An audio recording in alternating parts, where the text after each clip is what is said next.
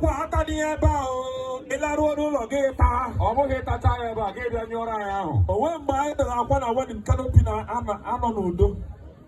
Ezigbo mmadụ. Ezigbo mmadụ. Na nwoke. Ezigbo mmadụ. Ịhụ ndị na-esi obodo oyibo bata ha gafee gị ha na-eshi strawberry. Onye nọkwa Naijiria gafee gị anyị eshiwe kọmfọ. Nigeria, anyị ma isi anyị n'isi anyị na-ama. Ọwọzie ka onye ncheke si gafee gị. Ha, ị na-anụ kabaịlị. Biko bịa goro na akwa, bịa goro nwe ebe a ga na-eme ihe a bịa ndị kamera pụta bịa were 10,000 goro akwa. Ọ bụ ebe a nọ na-eme ya bịa ndị asịrị m ya 10,000. Ndị asịrị nke a mee ka nkọ isi n'ala nwụọ.